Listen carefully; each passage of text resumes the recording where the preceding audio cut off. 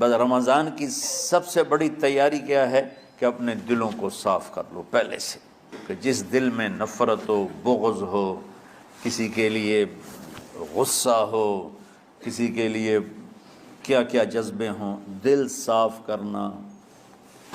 ہمارے گھروں میں روزانہ جھاڑو ہوتا ہے، یہاں مدرسے میں روزانہ صفائی ہوتی کہ نہیں ہوتی؟ چونکہ دنیا کی اصل گندگی ہے تو جھاڑو ہاتھ سے نہیں چھوٹ سکتا۔ حرم شریف میں دیکھا کیسے چاروں طرف خدام پھر رہے ہوتے ہیں برش لے کر، تو دل پہ غبار ایسے آتا ہے جیسے صحن میں غبار آتا ہے، دل پہ گندگی ایسے آتی ہے جیسے صحن میں آتی ہے۔ تو ہم نے نظام بنایا ہوا ہے، لوگ مقرر ہیں وہ روزانہ جھاڑو دیتے ہیں۔ تمہارا دل ایک آنگن ہے، ایک صحن ہے، اس میں بغض، نفرت، حسد، پتہ نہیں کیا کیا گندگیاں آئیں گی اور آتی رہیں گی۔ بچوں ایک کام کرو، جھاڑو پکڑ لو، صاف کرو۔ یا اللہ معاملہ تجھ سے کرنا ہے، لوگوں سے نہیں۔ کسی نے برا کہا، کسی نے غیبت کی، کسی نے گالی دی، کسی نے دھکا دیا، کسی نے حق مارا، کسی نے کچھ کیا، یا اللہ تیرے سپرد میں نے اپنے دل کو سب سے صاف کیا، میں نے اپنے دل کو سب سے صاف کیا۔ یہ اتنی بڑی عبادت ہے کہ بڑے بڑے نفلوں والے، تہجد والے، حج عمرے روزے والے تمہیں نہیں پکڑ سکیں گے، کیونکہ اس کا کرنے والا دنیا میں کوئی نہیں ہے۔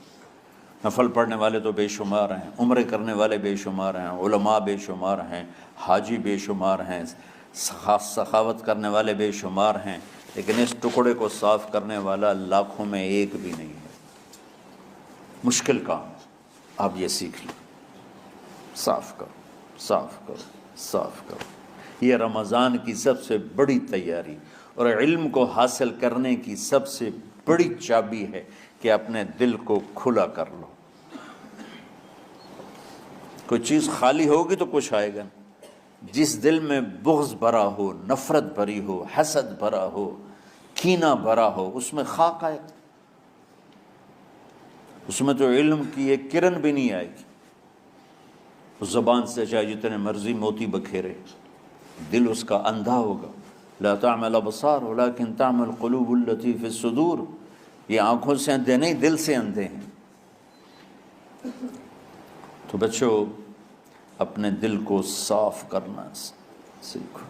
وہ کتنی مشہور حدیث ہے، آپ نے کہا اس دروازے سے ایک جنتی آ رہا ہے، تو ایک انصاری صحابی داخل ہوئے، جوتا ہاتھ میں، داڑھی میں وضو کا پانی۔ اگلے دن اس دروازے سے ایک جنتی آ رہا ہے، تو ایک صحابی آئے، ہاتھ میں جوتا، داڑھی میں وضو کا پانی، وہی صحابی۔ اگلے دن اس دروازے سے ایک جنتی آ رہا ہے، تو وہی صحابی 3 دن جنت کی بشارت لی انہوں نے۔ اس صحابہ کی جماعت میں ایک شخص ہیں جن کا نام ہے عبداللہ بن عمرو بن عاص۔ ان سے بڑا عبادت گزار صحابہ میں کوئی نہیں تھا، نہ سابقین میں نہ متاخرین میں، نہ پہلوں میں نہ بعد والوں میں۔ ان کی عبادت کیا تھی؟ ساری رات جاگنا، سارے دن کا روزہ، اور ایک ختم قرآن صبح سے شام تک۔ اتنی اللہ نے طاقت دی تھی۔ پھر وہ غلوب والی بات آ گئی، ایکسٹریم ہونے والی بات آ گئی۔ ان کی شادی والی رات حجلہ عروسی میں داخل ہو رہے ہیں، دلہن کے کمرے میں داخل ہو رہے ہیں، اور مصلی بچھا کے اللہ اکبر، اور دیر نفل تے نفل، دیر نفل تے نفل۔ تو ان کی بیگم نے دیکھا تو وہ بھی خیر کا زمانہ تھا، انہوں نے بھی وضو کیا اور پیچھے مصلی بچھا کے وہ بھی فجر تک نفل پڑھتے رہے۔ صبح ہوئی تو حضرت عمرو بن عاص رضی اللہ عنہ نے پوچھا بیٹی رات کیسی گزری؟ کہا جی ماشاءاللہ آپ کے بیٹے تو بڑے عبادت گزار ہیں، ساری رات نفلوں میں ہی گزری۔ تو وہ ان کو شکایت کر دی۔ حضرت عمرو بن عاص کو اتنا غصہ چڑھا، بیٹے کو تو کچھ نہیں کہا، کتنی حکمت کی بات ہے، سیدھے گئے اللہ کے نبی کے پاس، یا رسول اللہ یہ عبداللہ دیکھیں کیسا نادان ہے، اس کی شادی کی ساری رات نفل پڑھتا رہا۔ تو آپ کہتے ہیں ماشاءاللہ ماشاءاللہ کتنی بڑی بات ہے۔ نفلوں میں گزر گئی، رات بھی نفلوں میں گزر گئی۔ تو آپ نے حضرت عبداللہ بن عمر کو بلا کے ڈانٹا کہ تو نے مہینے میں 3 دن روزے رکھنے ہیں، بس اس سے زیادہ نہیں رکھنے، اور ہفتے میں 1 قرآن ختم کرنا ہے۔ کہا یا رسول اللہ میرے اندر طاقت زیادہ ہے۔ پھر اچھا 15 دن روزے رکھنے، کہ نہیں میرے اندر طاقت زیادہ ہے۔ آپ اس کو تھوڑا تھوڑا کر کے گھٹاتے رہے، اور وہ ہر دفعہ نہیں یا رسول اللہ میرے اندر طاقت زیادہ ہے۔ تو آخر میں آپ نے کہا اچھا چلو صوم داؤدی پہ آ جاؤ، 1 دن روزہ رکھو، 1 دن افطار کرو، اور 3 دن سے پہلے قرآن ختم نہیں کرنا۔ تو آپ نے اس کو پیچھے کیا۔ یہ بیٹھے تھے اس محفل میں، ان کے دل میں آیا کیا یہ بزرگ مجھ سے زیادہ عبادت کرتا؟ رات میں ساری جاگتا ہوں، دن روزہ رکھتا ہوں، 1 ختم کرتا ہوں، تو جنت کی بشارت تو مجھے ملنی چاہیے تھی، ان کو کیسے مل رہی؟ یہ کسی کتاب میں نہیں لکھا کہ یہ ان کا جذبہ تھا، لیکن جو کہ میں ان کی سیرت کو جانتا ہوں تو مجھے خیال آتا ہے کہ ان کی نفسیات میں یہ بات آئی ہوگی، چونکہ صرف انہی کو خیال آیا کہ میں جا کے دیکھتا ہوں کہ یہ بزرگ کیا کرتے ہیں۔ تو ان کے پاس پہنچ گئے، چاچا ذرا، وہ ادھیڑ عمر تھے، چاچا وہ میرے ابا تھوڑے ناراض ہیں، تو کچھ دن آپ کے پاس گزار لوں؟ کا بیٹا بسم اللہ آ جاؤ۔ اب رات ہوتے ہی عشاء کی نماز پڑھ کے انہوں نے جلدی سے چادر اوپر لی اور یوں سراغ کر کے ان چاچے کو دیکھنے لگے ایسے کر کہ اب یہ کیا ساری رات سجدہ کرے گا، اور ساری رات روتے روتے روتے روتے مصلی گیلا ہو جائے گا، یا ساری رات رکوع کرے گا، ساری رات قیام کرے گا، ساری رات قرآن پڑھے گا، اس تصور سے یوں دیکھ رہے۔ اور وہ بزرگ صحابی تشریف لائے، سرانے پہ سر رکھا، اللہم بسمک اموت و احیا، ہو گئے۔ اب یہ دیکھ رہے ہیں ابھی اٹھیں گے، ابھی اٹھیں گے، ابھی اٹھیں گے، اٹھے نا، فجر کی اذان پہ اٹھے۔ اب یہ تو حیران پریشان ہو گئے کہ یہ کیا ہو؟ اس زمانے میں تو منافق تہجد نہیں چھوڑتے تھے ڈر کے مارے کہ پتہ نہ چل جائے ہمارے کفر کا، تو یہ چاچا جنت بھی لے گیا تو ستا بھی پیا کہ چلو کل دیکھوں گا۔ اگلی رات پھر چادر سر پہ کر کے اور یوں سوراخ کر کے لیٹے ہوئے اور دیکھ رہے۔ چاچا پھر تشریف لے اور سرانے پہ سر رکھا، اللہم بسمک اموت و احیا، ہو گئے۔ فجر کی اذان پہ اٹھے، یہ اور پریشان ہو گئے کہ میرا نبی کا فرمان تو سچا ہے، اس میں تو شک بھی کفر ہے، لیکن عمل کیا ہے جس پر اس کو جنت کی بشارت ملی؟ 2 رکعت نفل بھی نہیں۔ اور آج کے دور میں تم میں سے ماشاءاللہ اکثر بچے تہجد پڑھتے ہیں کہ 1 رات اور دیکھوں گا، تیسری رات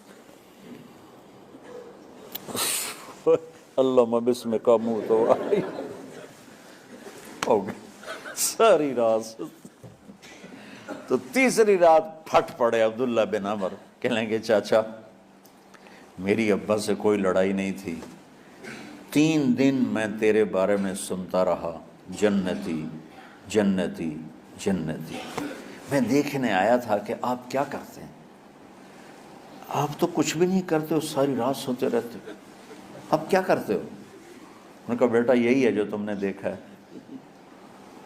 اب ان کو سمجھ میں نہیں آ رہا کہ یہ جوڑ کیسے بٹھاؤں، ادھر جنت کی بشارت، ادھر ساری رات خراٹے، اب یہ اس میں جوڑ کیسے بٹھاؤں، کیونکہ نبی کی بات تو غلط ہو نہیں سکتی۔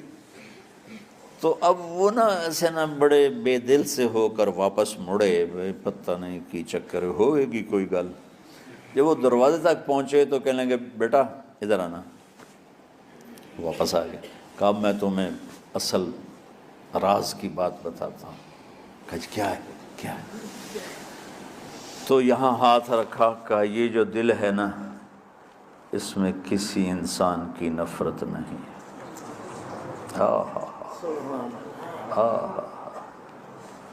اور جب اللہ کسی کو رزق دیتا ہے، عزت دیتا ہے، مجھے کبھی حسد نہیں ہوا، مجھے خوشی ہوتی۔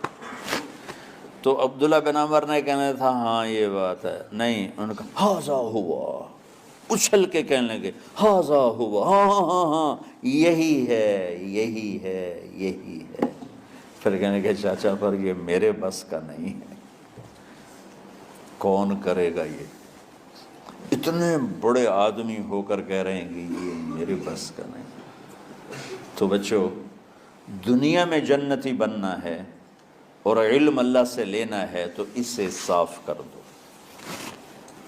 سب کی نفرت سے۔ اس نے مجھے یہ کیوں کہا، اس نے مجھے یوں کیوں دیکھا، اس نے میرے بارے میں یوں کیوں کہا، اس نے میرے بارے میں یہ کیوں لکھا۔ جس کی تعریف ہوتی میری کتنی برائی ہوتی، صرف تعریف تو نہیں ہوتی، بھرا پڑا سوشل میڈیا مجھے گالیاں دیں۔ اللہ کے فضل سے میرے دل میں ایک ذرے کے برابر کبھی کوئی منفی جذبہ نہیں آیا، آئے تو میں دھو کے صاف کر دیتا ہوں، یا اللہ میں نے اپنے دل کو صاف کیا، میرا معاملہ تیرے ساتھ ہے، کسی کے ساتھ نہیں۔ یہ یاد، رمضان کی سب سے بڑی تیاری، علم کے حاصل کرنے کا سب سے بڑا ہتھیار آپ کو یہ نہیں ہے کہ تمہیں کتابیں یاد ہو جائیں، تمہیں اشعار یاد ہو جائیں۔ تو ساری امت سے کہتا ہوں رمضان کا استقبال کرو، دلوں کو صاف کر کے، نفرتوں کو مٹا کے، مذہبی نفرت، دنیاوی نفرت، رشتوں کی نفرت، بول چال کی نفرت، سیاست کی نفرت، لین دین کی نفرت، ان سب سے اپنے دل کو صاف کرو تاکہ رمضان میں اللہ نے علم اتارا، اللہ تعالیٰ آپ کو علم عطا فرمائے، اور باقی لوگ جو عام دنیا میں زندگی گزار رہے ہیں ان کے دلوں میں اللہ رمضان کا نور اتارے اور ہدایت کا نور اتارے۔ یہ سب سے بڑی تیاری ہے اس کی۔ اور کسی سے گلہ ہے، غصہ ہے، ناراضگی ہے، کسی سے بولتے نہیں ہو، ابھی سے شعبان آ چکا ہے، آپ شعبان سے رمضان کی تیاری شروع فرما دیتے تھے، تو اس کی تیاری کیا ہے؟ وہ دلوں کو صاف کرو، معاف کرو، معافی مانگو، تمہارا قصور نہیں پھر بھی معافی مانگ لو، دلوں کو صاف کرو، اور اللہ سے سخاوت مانگو کہ اللہ کو سخی بھی پسند ہے اور صاف دل والا بھی۔